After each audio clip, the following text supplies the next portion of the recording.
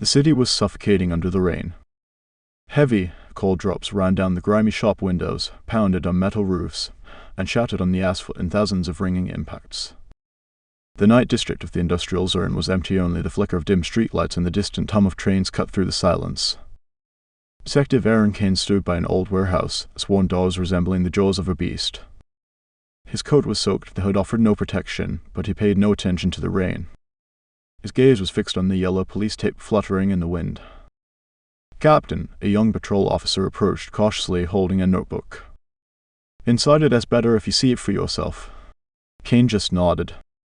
The warehouse was dark, reeking of rust and decay. Inside, forensic lights flickered, cutting through the darkness in shards, iron beams, torn cement bags, traces of old work. But the main focus was in the center. A body. A woman about 30. She lay sprawled like a marionette whose strings had been cut. Her skin bore deep cuts, intricate symbols carved with cold, mathematical precision. The blood had already congealed into a dark crust. And among these lines, there was something familiar, too familiar. Kane felt his stomach tighten. He leaned closer, scrutinizing the markings. It was a handwriting he knew better than any other. Roy Henley. The man Kane had caught 10 years ago. The one who loved leaving bloody signatures on his victims. The one who turned murder into art. But Roy was paralyzed. Lying in a hospital bed, motionless, alive only because of machines. "My God," one of the forensic officers whispered. Those are his symbols, aren't they?" Kane straightened. The rain pounded on the broken warehouse windows, and in that drumming a sinister rhythm seemed to emerge. "Yes," he replied coldly. "But Roy Henley, can't he hold a knife anymore?" Inside him, a thought began to form, a thought he did not want to accept. If it wasn't T. Henley, then who? And why was the handwriting so precise and unmistakable? He stepped back and looked at the body once more. And then, as if to confirm his worst fears, a lamp flickered, casting a shadow on the wall. A shadow that resembled Roy, his hunched profile, cold eyes that seemed to watch every movement. Kane closed his eyes for a moment, inhaled deeply, and whispered to himself, "This is either an imitator or something far worse." The rain made the city seem as if it had dissolved into its own shadow. A grey morning mist lay over the police precinct buildings like a blanket. Kane took off his soaked coat, threw it over a chair in his office, and switched on the lamp. The yellow light pushed back the darkness, but it didn't lift his fatigue. He opened the folder with photos of the body. The symbols on the victim's skin were far too familiar to mistake. He had barely lit a cigarette when the door creaked. "You here already?" Forensic expert Anna Lawson entered. Tall, composed, always with the cold gaze of someone who speaks with death every day. She placed an envelope on the table. "Preliminary results," she said. Kane looked at her. "And? No traces of drugs. No foreign substances. Everything is clean.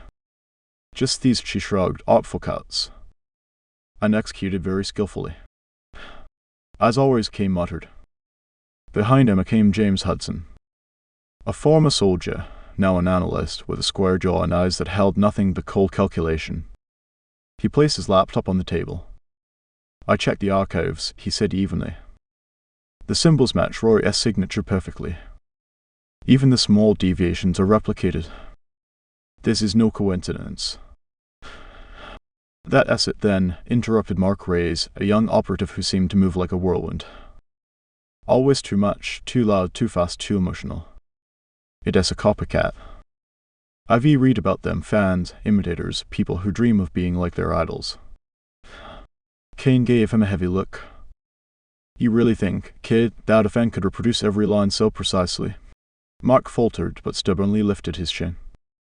Someone had access to the archives. There were photos. James shook his head. The archives' blurry copies. Not enough detail to replicate the precision of the cuts. "No, this is something else." Emma spoke calmly, as if cutting through their emotions with a scalpel. "We have no evidence that Henley can do this. But we can rule him out, Ada." Kane was silent. He stared at the photo of the victim, and deep inside, a feeling he hated began to rise, a ghostly hope. as if Roy was here again nearby. "Listen," he finally said. "It doesn't matter if it is a copycat or Roy. For the city, the result is the same, the killer is free. So we work as if this is the real Henley." Mark grimaced. "But he is paralyzed. That is impossible." Kane's gaze met his cold as the night asphalt. Impossible doesn't mean untrue. Silence filled the room. Outside, the rain streamed down as if time itself were smearing its hours across the glass. And everyone in the team understood they had stepped onto a chessboard where the pieces had already been arranged by someone else. 10 years ago. The city was just as wet and dark as it is now. But then Aaron Kane was younger, more stubborn, not yet weighed down by the shadow of his own failures. His name was just starting to circulate among colleagues, and the Roy Henley case became his trial by fire. Back then, the city lived in fear. People were found in different districts, in underpasses, on the outskirts, even in hotel rooms. All the victims had one thing in common: their bodies had been turned into canvases. Symbols, lines, spirals, strange geometric shapes. The police were baffled by the science, seeing occult motives or mathematical puzzles. But Kane sensed it was no coincidence. It was someone else's game. And the player intelligent, refined, ruthless. He remembered one night particularly clearly. He found an envelope in his own office. No one had seen how it got there. Inside was a photograph of victim S' body and a signature written in blood. "Your turn, detective. Make your move." From then on, their confrontation became personal. Kane walked the corridors of an abandoned psychiatric hospital. This was where intelligence indicated Henny was hiding. The walls were covered in graffiti, and old mattresses lay on the floor. Everywhere were symbols, drawn in chalk, knife, even rust. "He is playing with you," his partner muttered. "I know," Kane replied, eyes never leaving the dark corridor. At the room at the end of the building, they found Roy. He sat in a chair, calm, smiling. On his lap was an open book, and in his hands a knife. "Welcome, detective," he said, as if they were meeting for coffee, not in the midst of horrors. "Finally, you've come. I was getting bored." Kane remembered his heart pounding in his ears. "Roy Henley, you're under arrest." "Arrested?" Roy laughed, thin and ringing. "No, Aaron. You've lost. I've already left a trace that will live longer than I do. I just wanted to see your face when you realized it." He lunged forward. A struggle began. Blades flashed, strikes echoed off concrete walls. Then a gunshot rang out. Roy cried out. The knife fell from his hand. He collapsed, clutching his chest, his face twisted not in pain, but in triumph. He survived. But a bullet damaged his spinal cord. And since then, Roy Henley became a living corpse, a motionless body, but a mind ablaze. Kane snapped back from the memory as if pulled from another reality. He sat in his office now, in the present. On the table lay old photos and modern images of the new murder. Symbols. The same ones. He traced the line in a photo with his finger and felt the emptiness in his chest tighten. Roy is alive. Roy is somewhere here. And the game begins again. The rain showed no sign of stopping. It seemed as if the city itself was drowning in water, along with the sanity of those who lived in its concrete walls. The second murder happened 3 days later. Different district, different victim, a middle-aged man, owner of a small printing shop. He was found at night in his own office. The body lay on the floor just like the first victim. Symbols, cuts, the same cold precision. Kane stared silently at the body. Forensic officers, photographers, police, they were all working around him, but to him, everything faded away. Only the body and those lines remained. Same handwriting, Emma noted, inspecting the cuts. "I can't even say which work is more precise, this one or the first. It is like the same master did them both." Mark waved it off. "Clearly. A student. Maybe some psycho who dreams of being Roy's successor. Look online, there are plenty of fans of his work." "A student?" James lifted his eyes from his laptop. "Then why is everything perfect, without a single deviation? All imitators make mistakes. This is a perfect copy. Maybe he had access to the files, Mark muttered, though he sounded uncertain even to himself. Kane studied the cuts. He didn't need arguments. He felt it was Roy. Not a student, not a copycat. The same handwriting that had stolen his sleep 10 years ago. If this is really a copy, he said quietly, then why do I see his hands in every cut? The team went silent. The next day, the city exploded with news. Headlines on newspapers and websites screamed with sensation. Ghost of Roy Henley returns. Police powerless again? Detective Kane failed 10 years ago, now the history repeats. Journalists gnawed at the case like starving dogs. Cameras waited outside the precinct, and Kane's name was again the centerpiece of the evening news. They were blaming you, James said, reading the news feed. As if it's your fault Roy is still alive.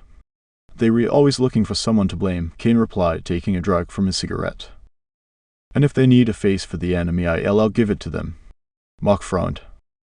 But he is lying in a hospital, paralyzed. If he is really doing this from the inside, how? No one had an answer. The only sound in the room was the rain streaking down the windows.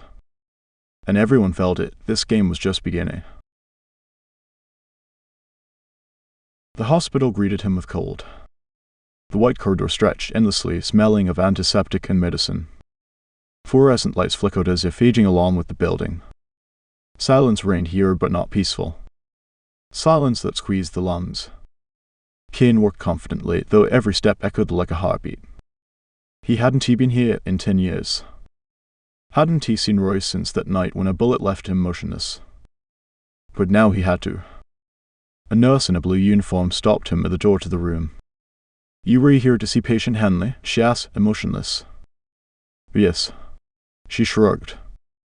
He wouldn't say anything anyway. Lying there, staring at the ceiling. For hours. For days. Kane entered silently. The room was small. Bed, nightstand, a machine with a monitor pulsing slowly. And on the bed him. Roy Henley. He hadn't changed. Only aged. Face gaunt, eyes slightly sunken, body motionless like a wax figure. But the eyes shone.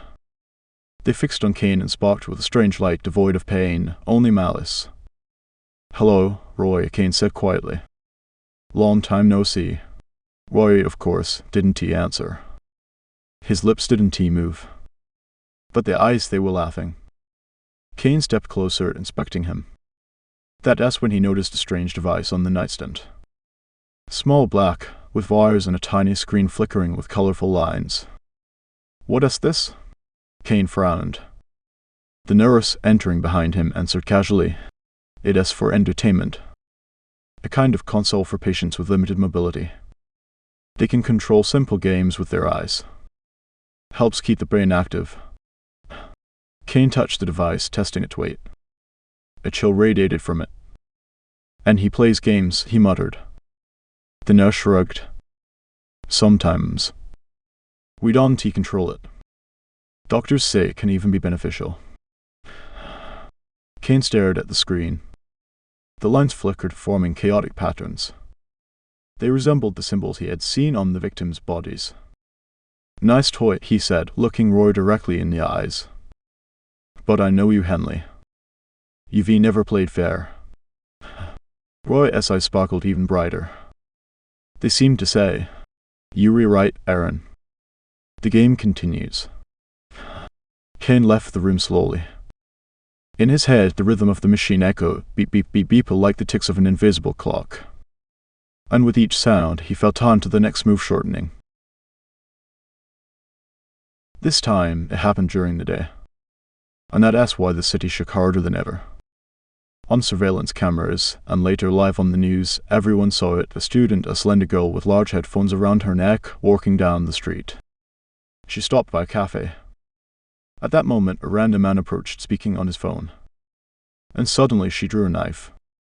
One strike. Another. People screamed, fell to the ground, tried to run. The cameras captured everything, the girl standing over the body as if in a trance. Her eyes were empty, her face calm, indifferent. Kane and his team arrived among the first. The girl had already been detained. The knife lay on the blood-soaked asphalt. She sat in the police car, quietly staring into the void. She-yes, acting strange, Mark muttered. Like she doesn't even realize what she did. Emma leaned closer, inspecting her pupils. They redilated. But no drugs were found in her blood. No traces of anything. "I'll question her," Kane said. In the interrogation room, the student appeared ordinary. Hands trembling as cloudy. "Why did you kill this man?" Kane asked evenly. She shrugged, tears forming. "I don't know. I was walking home. It was quiet. And then emptiness. As if someone turned me off. And that's all. I only remember seeing myself from the outside. And then blood." Kane stared at her for a long time. His fingers tapped the table in rhythm with a heart monitor. He sensed there were no drugs or mental disorders here. This was something else. Something that made her body act without her will. "She-yes, not lying," he said quietly to the team as he left the room. Someone was controlling her. Mark frowned. "You were serious?" "Controlled. Like a puppet?" That's science fiction." Emma replied coldly. "Science fiction is when a killer has been paralyzed for 10 years, and suddenly his handwriting is back on the streets. And we see it every day." James leaned toward Kane. If she really was acting under someone else's control, that explains why the handwriting is so precise. It could have been Roy himself. Through her. Kane clenched his fist. In his memory flashed the screen of that black device in Roy's hospital room, the flickering lines. Patterns. Symbols. He realized Roy had made his first mistake. Not a perfect copy, not a clean murder. Now there was a girl who could be the thread to the solution. But at the same time a proof that this game had gone much further than he had imagined.